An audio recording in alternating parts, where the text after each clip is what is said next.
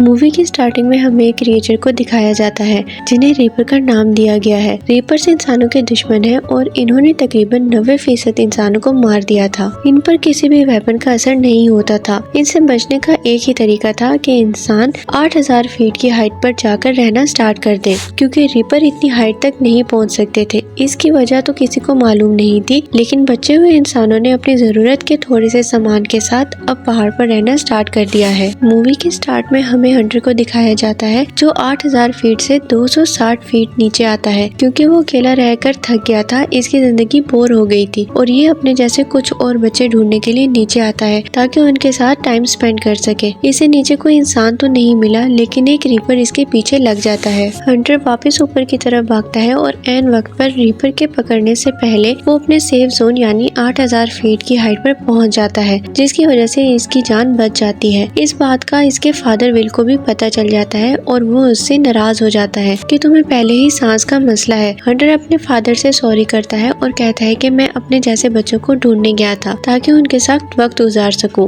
Will इसे कहता है कि मैंने बाकी सबको खो दिया है, मेरे पास तुम्हारे अलावा और कोई नहीं है, इसलिए मैं तुम्हें नहीं खोना चाहता। इसके बाद विल अपनी फ्रेंड केटी के साथ शिकार के लिए जाते हैं, क्योंकि वो डेली शिकार करके ही अपना गुजारा करते थे। शिकार के दौरान जब केटी उसे परेशान देखती है तो वो वजह पूछती है। विल उसे सारी बात बताता है तो केटी उसे समझाती है कि हंटर अभी बच्चा है, उसे इन सब बातों के बारे में नहीं पता, वो अकेले रहता है, इसलिए तुम्हें उसे ज्यादा टाइम देना चाहिए। वो लोग शिकार से वापस आते हैं तो रास्ते में प्रोफेसर नैना को देखते हैं जो बुलेट्स बनाकर रीपर की स्किन पर टेस्ट कर रही थी, लेकिन इतने सालों में वो कोई भी ऐसी बुलेट नहीं बना सकी जो रीपर का शिकार कर सके। रात के वक्त अचानक हंटर की तबीयत खराब हो जाती है तो विल उसका ऑक्सीजन सिलेंडर चेंज करता है, लेकिन वो ये देखकर परेशान हो जाता है कि उसके बाद लास्ट सिलेंडर बचा है और मजीद ऑक्सीजन सिलेंडर लेने के लिए उसे पहाड़ से नीचे हॉस्पिटल में जाना पड़ेगा। उसे ये भी पता था कि नीचे रीपर का खतरा है, लेकिन अगर वो नहीं जाता तो उसके बेटे की जान को खतरा होता, इसलिए वो नीचे जाने का फैसला करता है। विल प्रोफेसर नैना के पास आता है और उससे हेल्प मांगता है। वो नैना से कहता है कि मेरे पास नीचे जाने के लिए एक सेफ रास्ता है, लेकिन नैना जानती थी कि नीचे कोई भी जगह रीपर से छुपी हुई नहीं है, इसलिए वो विल के साथ जाने से इनकार कर देती है। विल अकेला ही नीचे जाने का फैसला करता और कुछ वेपन्स अपने साथ ले लेता है, लेकिन तभी उसकी दोस्त केटी भी वहाँ पर आ जाती है और उसके साथ चलने का कहती है। विल उससे कहता है कि नीचे तुम्हारी जान को खतरा हो सकता है, लेकिन केटी इसकी बात नहीं मानती और कहती है कि ये हंटर की जिंदगी का सवाल है, इसलिए मैं तुम्हारे साथ चलूंगी। अब ये लोग जैसे ही निकलते हैं तो नैना भी इन्हें जाते हुए देख लेती है। वो भी इनके साथ चलने के लिए मान जाती है, क्योंकि उसे उम्मीद थी कि वो नीचे अपनी लैब में पहुंचकर ऐसी बुलेट जरूर बना लेगी जिसकी हेल्प से ये लोग रीपर्स का शिकार कर सकेंगे। विल इन्हें वो रास्ता समझाता है जिस पर रीपर्स के होने के चांसेस कम से कम हों। रास्ते में नैना इन्हें अपना कंपास दिखाती है जो इसने खुद बनाया था और ये रीपर्स के जिस्म से निकलने वाली एनर्जी को डिटेक्ट करके उनकी मौजूदगी के बारे में बताता है। वो लोग नैना की डिवाइस की हेल्प से आगे बढ़ते हैं और रास्ते में इन्हें मिलिट्री ट्रक्स और वेपन्स मिलते हैं जो रीपर्स को खत्म करने आए थे, लेकिन रीपर्स ने इन्हें ही तबाह कर दिया। विल और केटी इन ट्रक्स में से अपनी जरूरत की सारी चीजें निकाल लेते हैं। इन लोगों को वहाँ पर कुछ नए वेपन्स में मिलते हैं तो ये सोचते हैं क्या वो रीपर्स का आसानी से मुकाबला कर सकते हैं। नैना जब गाड़ी के पास देखती है तो उसे रीपर्स की स्किन का एक पार्ट मिलता है जिसे वो उठाकर अपने पास रख लेती है, लेकिन इसी दौरान नैना और केटी के दरमियान लड़ाई हो जाती है। केटी को लगता है कि उसकी फ्रेंड और विल की वाइफ की मौत की जिम्मेदार नैना है, इसलिए वो एक दूसरे से लड़ने लगते हैं, लेकिन अचानक नैना की डिवाइस इन्हें सिग्नल देती है कि इनके आसपास कोई रीपर मौजूद है। वो लोग आगे बढ़कर देखते हैं तो वहाँ पर रीपर नहीं बल्कि बहुत सारे घोड़े थे, जिसका मतलब ये था कि रीपर इंसानों के दुश्मन है, वो जानवरों को कुछ नहीं कहते। जब वो लोग जंगल की तरफ देखते हैं तो इन्हें वो रीपर भी दिखाई देता है। केटी इस रीपर की तरफ बम फेंकती है, लेकिन इसका रीपर पर कोई असर नहीं होता। विल और नैना चेयर लिफ्ट पर चढ़ जाते हैं और केटी इस चेयर लिफ्ट को चलाने की कोशिश में लग जाती है। जब चेयर लिफ्ट ऑन होती है तो केटी भी टावर पर चढ़ जाती है ताकि चेयर लिफ्ट पर जंप कर सके, लेकिन जब वो जंप करती है तो चेयर लिफ्ट तक नहीं पहुंचती। नीचे गिरने से पहले ही विल केटी को पकड़कर ऊपर खींच लेता है। उधर रीपर भी चेयर लिफ्ट की वायर को पकड़कर जोर जोर से हिलाने लगता है, जिसकी वजह से चेयर लिफ्ट टूटकर नीचे गिर जाती है। इसलिए ये लोग अपनी जान बचाने के लिए दोबारा हाइट की तरफ बढ़ जाते हैं और 8000 फीट ऊपर पहुंच जाते हैं। रात के वक्त ये लोग वहाँ पर मौजूद एक रेस्टोरेंट में रुकते हैं और नैना इन्हें बताती है कि जब ये रीपर जमीन से निकले तो इन्होंने आते ही 90% इंसानों को मार दिया, लेकिन हैरानगी की बात यह है कि इन्होंने इनमें से किसी को नहीं खाया और ना ही इंसानों के अलावा किसी भी और चीज को मारा। कभी कभी तो मुझे ऐसा लगता है कि इसे सिर्फ इंसानों को खत्म करने के लिए बनाया गया है। ये सब बातें करके नैना और कैटी सोने चली जाती हैं, लेकिन विल वहीं बैठकर ये सब सोचता है तो उसे अपनी वाइफ की वो बात याद आ जाती है जब उसने विल से कहा था कि प्रोफेसर नैना इन रीपर को खत्म करने के लिए कोई ना कोई चीज जरूर बना लेगी। अगले दिन ये तीनों दोबारा अपने सफर पर निकल जाते हैं। इन लोगों ने डिसाइड किया कि वो इस सफर टनल से होते हुए नीचे तक जाएंगे। वो लोग टनल में जाने से पहले अपना जरूरत का सामान ले लेते हैं और टनल में चल पड़ते हैं। काफी घंटे टनल में चलने के बाद ये लोग एंड पर पहुंचते हैं, जहां इन्हें पता चलता है कि रास्ता बंद है। अब वापस पीछे जाने के बजाय वो लोग एक और टनल की तरफ चल पड़ते हैं, लेकिन रास्ते में इन्हें काफी प्रॉब्लम्स फेस करनी पड़ती हैं। जब ये लोग आगे बढ़ते हैं तो इन्हें वहाँ पर एक रीपर दिखाई देता है, जिसे देखते ही ये लोग अपनी कैप पर लगी हुई लाइट्स बंद कर देते हैं ताकि रीपर को इनका पता ना चल सके। लेकिन रीपर इन्हें देख लेता है और ये लोग भी उस पर गोलियां चलाते हुए आगे की तरफ दौड़ पड़ते हैं। केटी वहाँ पर एक बॉम्ब भी ब्लास्ट करती है ताकि रीपर इनका पीछा छोड़ दे, लेकिन रीपर इनका पीछा नहीं छोड़ता। ये लोग भागकर एक छोटी सी टनल में छुप जाते हैं, जहाँ पर रीपर तो अंदर नहीं आ सकता था, लेकिन इस रीपर ने अपनी टेल अंदर डाल दी थी, जिसके जरिए वो लोगों को मारता था। लेकिन विल लाइट जलाकर दूसरी तरफ फेंकता है ताकि उसका ध्यान भटका सके और वो लोग वहाँ से भाग सके। लेकिन वहाँ उन्हें एक और रीपर मिल जाता है और वो केटी पर हमला करके इसे मार देता है। ये लोग उसे छुड़ाने की कोशिश करते हैं, लेकिन रीपर इन पर ही हमला करने वाला था, इसलिए विल नैना को लेकर वहाँ से बाहर निकल जाता है। और ये जगह 8000 फीट ऊंची थी, मतलब कि ये सेफ जोन था। इन लोगों को केटी के मरने का बहुत दुख होता है, लेकिन नैना सोचती है कि अब वो वापस नहीं जाएगी, बल्कि लैब तक पहुंचेगी और इन रीपर को मारकर अपना बदला लेगी। अब क्योंकि रात भी हो रही थी तो इन्हें रात गुजारने के लिए कोई सेफ जगह चाहिए थी। वो यहाँ तलाश करते हैं तो इन्हें काफी सारे घर ऐसे मिलते हैं जहाँ कोई भी नहीं रहता था। ये दोनों एक घर में आ जाते हैं और अपने खाने के लिए कुछ ढूंढने लगते हैं। खाने का एक बॉक्स देखकर विल को अपने बेटे हंटर की याद आ जाती है कि उसे भी ये खाना बहुत पसंद है, लेकिन इन रीपर्स की वजह से वो अपने बेटे के लिए ये खाना भी अरेंज नहीं कर सका। वहीं पर नैना इसे बताना स्टार्ट कर देती है कि अगर हम लोग लैब तक पहुंच जाएं तो हम केमिकल्स की हेल्प से ऐसा कुछ ना कुछ जरूर बना लेंगे जिसकी हेल्प से हम रीपर्स को खत्म कर सकेंगे। वो बताती है कि रीपर्स के अंदर नेचुरली एक मैग्नेटिक पावर है, अगर हम कुछ केमिकल्स का कॉम्बिनेशन कर दें तो हम इन्हें इन्हीं के पावर से मार सकते हैं। लेकिन विल केटी की मौत की वजह से इतना उदास हो गया था कि उसे अब नैना की बातों पर भी यकीन नहीं आ रहा था और वो सोचता है कि उसकी वाइफ को नैना की बातों पर इतना यकीन पता नहीं क्यों था। असल में रीपर को कोई चीज भी खत्म नहीं कर सकती थी। अगले दिन ये दोनों दोबारा गाड़ी में बैठकर चल पड़ते हैं और सीधे हॉस्पिटल पहुंचते हैं, जहां से विल ने हंटर के लिए मेडिसिन लेनी थी। वो लोग बहुत संभल कर आगे बढ़ते हैं क्योंकि इन्हें यकीन था कि इस हॉस्पिटल में जरूर कोई ना कोई रीपर छुपा हुआ होगा। विल को वो तमाम मेडिसिन मिल जाती हैं जो इसे चाहिए थी, इसलिए वो इन्हें अपने बैग में भर लेता है। और जब ये लोग वहाँ से वापस आने लगते हैं तो अचानक एक रीपर दीवार में से अपनी टेल निकाल कर इन पर हमला करता है और विल को पकड़ लेता है। नैना जब देखती है कि विल की जान को खतरा है तो वो फायर बॉक्स में पड़ा एक्स निकालती है और इस रीपर की टेल पर हमला करना स्टार्ट कर देती है, जिसकी वजह से रीपर विल को छोड़ देता है। ये लोग यहाँ से भागते हैं और नैना भागते हुए सभी सिलेंडर्स को लीक कर देती है, जिसकी वजह से सारे हॉस्पिटल में गैस फैल जाती है। बाहर निकलने से पहले विल एक सिलेंडर पर गोली मारता है, जिसकी वजह से एक बहुत बड़ा धमाका होता है और रीपर बिल्डिंग से बाहर निकलकर बेहोश हो जाता है। विल नैना को वापस घर चलने का कहता है तो वो इसे ये कहकर मना कर देती है कि मुझे लैब जाकर ऐसी बुलेट्स बनानी है जिसकी हेल्प से हम रीपर्स को खत्म कर सकें। इसलिए वो दोनों लैब चले जाते हैं। नैना बुलेट्स पर केमिकल्स लगाना स्टार्ट कर देती है और विल उसके लैब में घूमने लगता है और उसकी नजर नैना की फैमिली फोटो पर पड़ती है और वो बहुत सरप्राइज होता है और नैना से इसकी फैमिली के बारे में पूछता है। नैना काफी इमोशनल हो जाती है और बताती है कि जिस दिन रीपर्स ने फर्स्ट टाइम दुनिया पर हमला किया था तब मेरी फैमिली घर पर थी। मुझे उनकी कॉल आई थी और वो मुझे बार बार बुला रहे थे, लेकिन मैं लैब में बिजी थी, वहाँ नहीं जा सकी और रीपर्स ने उन सबको मार दिया। मैंने उस दिन फैसला किया था कि मैं रीपर से अपनी फैमिली का बदला जरूर लूंगी। इसके बाद वो केमिकल लगी बुलेट रीपर की स्किन पर टेस्ट करती है, लेकिन इस बुलेट का भी कोई असर नहीं होता। तो वो विल से कहती है कि हंटर को इन मेडिसिन की जरूरत है, तुम वापस चले जाओ, मैं तब तक यहाँ से नहीं जाऊंगी जब तक इन रीपर को खत्म करने का तरीका ना ढूंढ लूं। तो विल इसकी बात मान लेता है और अकेला गाड़ी में बैठकर वापस निकल जाता है। नैना बार बार नए केमिकल्स टेस्ट कर रही थी, लेकिन तभी लैब में एक रीपर आ जाता है। वो इन बुलेट्स को लोड करने लगती है, लेकिन तभी इसे याद आता है कि इसने कुछ केमिकल्स को अभी ट्राई नहीं किया, तो वो उन केमिकल्स को भी मिक्स करके बुलेट पर लगा देती है। उधर विल कोशिश कर रहा था कि जल्दी से हंटर के पास पहुंच जाए, लेकिन गाड़ी तेज चलाने की वजह से रास्ते में ही उसका एक्सीडेंट हो जाता है और गाड़ी उलट जाती है। जब इसे दोबारा होश आता है तो वो अपने करीब किसी रीपर की आवाज सुनता है। वो गाड़ी गाड़ी का शीशा तोड़कर पहाड़ी के ऊपर चढ़ने के लिए भाग पड़ता है, लेकिन रीपर इसके बहुत करीब आ जाता है और विल नीचे गिर जाता है। जब रीपर इसे मारने लगता है तो अचानक इसे बुलेट चलने की आवाज आती है और थोड़ी देर बाद रीपर ब्लास्ट कर जाता है। इसका मतलब था कि नैनो को इन रीपर्स को खत्म करने का तरीका मिल चुका था। वो वहाँ पर मौजूद दूसरे रीपर को भी मार देती है। जब वो ब्लास्ट होता है तो ये लोग देखते हैं कि ये कोई क्रिएचर नहीं थे बल्कि रोबोट्स हैं जो अपनी इलेक्ट्रोमैग्नेटिक पावर से वर्क करते हैं और इन्हें इंसानों को मारने के लिए डिजाइन किया गया है। लेकिन विल अभी भी सरप्राइज था कि इंसानों को मारने के लिए इतने रोबोट्स किसने बनाए। तो नैना बताती है कि ये काम एलियंस का है क्योंकि वो इंसानों से ये प्लेनेट छीनना चाहते हैं। अब ये लोग रास्ते में जाते हुए सभी रीपर्स को मारने लगते हैं और जब अपने कैंप वापस पहुंचते हैं तो आते साथ ही नैना अपना फ्लैग लगा देती है। जब दूसरे कैंप वाले इन्हें देखते हैं तो इन्हें समझ आ जाता है कि इन लोगों ने रीपर्स को मारने के लिए जरूर कोई चीज बना ली है। इस तरह सभी लोग नैना के बताए हुए तरीके से बुलेट्स बनाने लगते हैं और इस बुलेट को केटी का नाम दिया जाता है क्योंकि वो इनकी साथी थी और उसी ने इस मिशन में अपनी जान भी दी थी। सब लोग मिलकर रीपर्स का शिकार करने लगते हैं और एक एक करके सब रीपर्स को मारकर अपनी जमीन उनसे वापस लेते हैं। दूसरी तरफ नैना और विल पहाड़ पर खड़े होकर टेलीस्कोप की हेल्प से आसमान को देखने लगते हैं तो उन्हें आसमान पर एक बहुत बड़ा स्पेसशिप दिखाई देता है, जिसका मतलब ये था कि एलियंस को अपने रोबोट तबाह होने का पता चल चुका था। और एंड पर मूवी इसी मिस्ट्री के साथ खत्म हो जाती है कि अब एलियंस बहुत ज्यादा तैयारी के साथ इंसानों के साथ जंग करने आने वाले थे।